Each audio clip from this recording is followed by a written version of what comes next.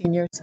I'm going to be speaking to the Catholic social teaching of solidarity, the understanding that we are, in fact, our brother's keepers and in relationship with each other for the common good.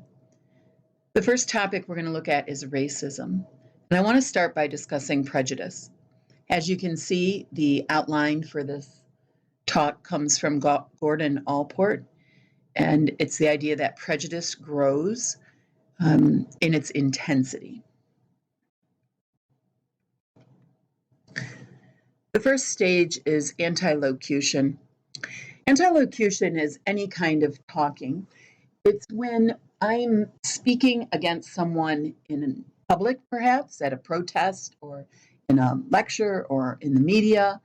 I could be speaking against someone privately in conversation with someone else.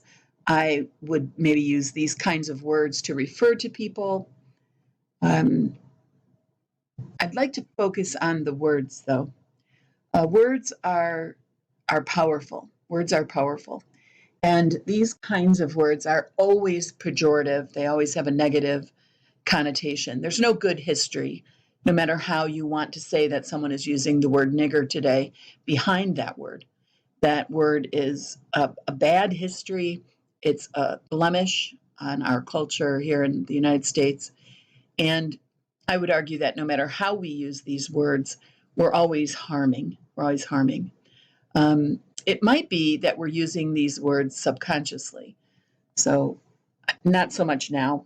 But when I first came to SMCC, I heard "that's so gay" over and over and over. So I corrected it so many times. I couldn't hardly stand how much I heard it. A drill at practice was gay. A pop quiz was gay. The main entree in the lunchroom today was gay. Somebody's new shoes were gay.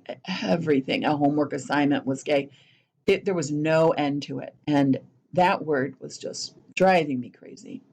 There's even an ad campaign now about that word. I'll come back to that. So antilocution hurts the person that I'm referring to, if it's a person, and also the group that it's in reference to. These aren't singular words. These are plural words. So when I'm talking about something is gay, by default, I'm referring to an entire community of people who have same-sex attraction. When I'm talking about a raghead, I'm talking about all the people who are wearing turbans or perhaps veils. The entire group is not possibly sort of guilty of whatever it is in my mind. The generalization is just too large. These are two of the women who made public service announcements. They're an interesting watch, and if you want, I pause and you can watch them on YouTube. I can show the video as a part of this lecture, but I can't capture the audio on the free screencast I'm using. So just pause it if you'd like to hear them. So the first video with Wanda Sykes was with teenage boys using "that's so gay." And then the second video is Hillary Duff with teenage girls who were using "that's so gay." And they make the clear point about using pejorative language. The second stage is avoidance. So avoidance is at a place where now I've not just involved my language, I'm involving actual actions on my part. I'm the only one taking action at this point.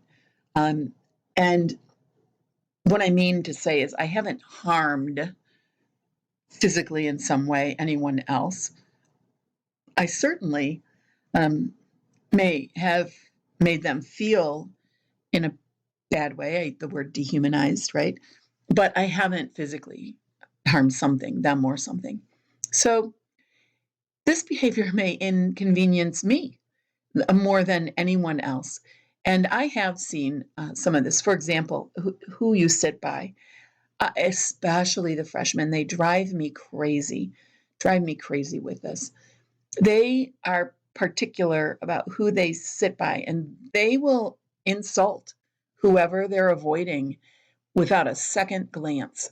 who they sit by in a classroom, who they sit by on a bus. They'll walk past 2 open seats, perhaps, to squeeze over and sit 3 or even 4 in a seat on the bus. Obviously, I correct that, but they do it in the lunchroom. They do it at mass. At mass. It is crazy. So, absolutely, something like that, goes on. Refusing to shake hands is an insult.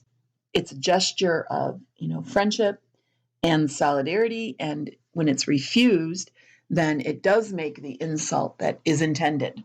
Now, obviously, I'm not talking about social distancing, that currently we are in a mode to be careful of passing on germs. I also don't mean this in a religious sense. It might be inappropriate for a man to touch a Muslim woman. He should not expect her to shake hands with him. So I'm not referring to those times. But again, this wouldn't take very much on your part to pause and just search it, and you'll know that there are some very, very famous occurrences where, like, one political figure refused to shake hands with another, or a famous athlete refused to shake hands with someone. It is the insult it's intended to be. This idea of moving away from someone, to avoid them in a store, or, back in the day, the idea of colored, lunch counters as opposed to white lunch counters, or so that kind of, avoidance for what's going on. When we're talking about avoiding, those prejudices are not just ethnic. This is a woman who created a photo essay on people laughing at her, pointing at her and laughing. She was just walking around in general in public, taking pictures. She's sitting on a bench. She's, in a park. She's at the beach, at a mall, holding up different clothes. And everywhere she went, people were avoiding sitting by her or looking at any rack sort of near her in the clothes. It was pretty interesting what that prejudice was. Pope Francis spoke out about our avoidance and our treatment of people with Down syndrome. And interestingly, he didn't just talk about avoidance or sort of discrimination. He didn't use that kind of language. He used the word hate crime. That's a pretty strong word. I think that any of us can be different about how we approach speaking with someone who's handicapped in some way. Persons with handicaps are other than us, and we might be uncomfortable with that. And that would be another thing that we're going to talk about more, sort of the etiquette for how that happens. Certainly, back in the day, especially right after 9/11, there was prejudice and avoidance over traveling with people who could be suspected of dangerous behaviors.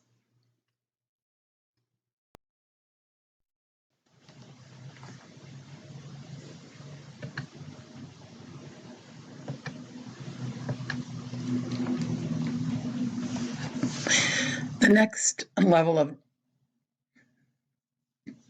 prejudice is discrimination. Discrimination, again, stops short of physical harm.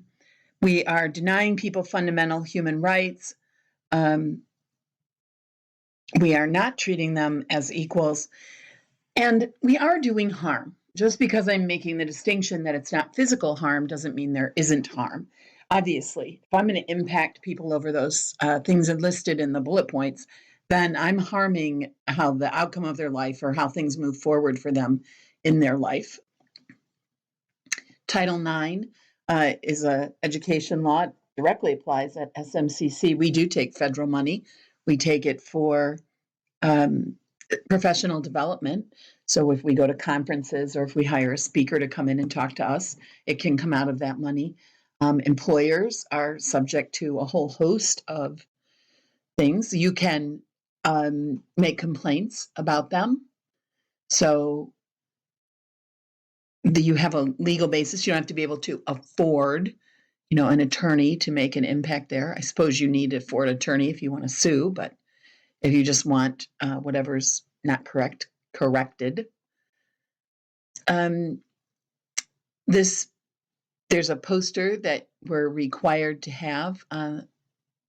All employers are required to have visible so employees know what their rights are. Again, I tried to show this in the screencast and it wasn't working, but just pause it, Google EEOC poster, and you'll be able to see it's quite large, quite long, all of the things that we are entitled to in terms of not discrimination. Propaganda, was in that list. So this is a current North Korean poster. And the propaganda is obvious. The fourth stage is a physical attack. Now I am harming. Something is physically being harmed through my actions. And it doesn't just have to be that I hurt you particularly. I don't have to, bloody you to have caused you physical harm.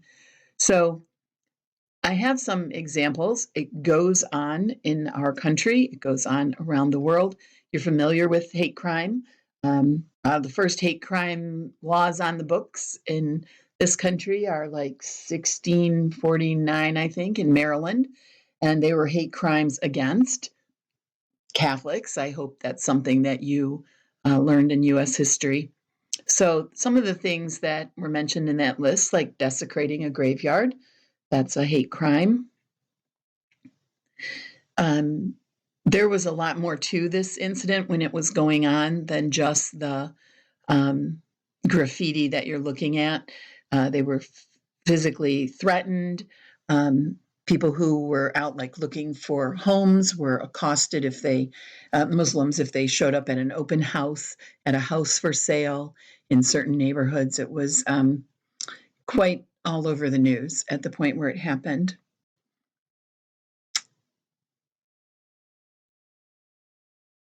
Definitely a hate crime. It's pretty current, last weekend.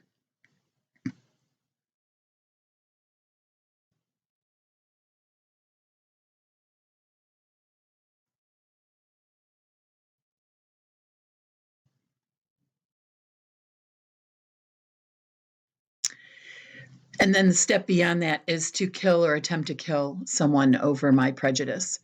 So I'm sure when you thought of assassinations, you probably thought of something political. However, assassinations are not just political. A lynching, something out of American history, should be a term you're familiar with. Bombings have been happening yet. Shootings, right? Shootings at various places of worship, or those acts of terrorism would certainly be in this fifth stage.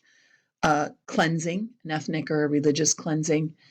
So these are going on in our day. So some of you probably know who this is. She was not treated in Pakistan. I'm fairly confident this is in London.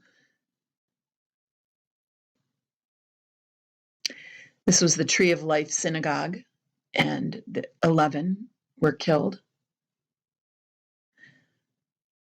Interestingly enough, the convicted shooter is facing the death penalty. It's, of course, going to take years and years before something would happen. These are different people who were murdered.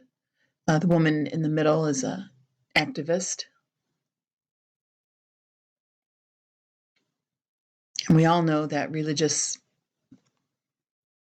cleansings or exterminations are going on around the world. All you have to do is go to the World Watch List 2020, and you'll know that. Open Doors tries to keep that in the forefront of our minds, that Christians are being assassinated or martyred.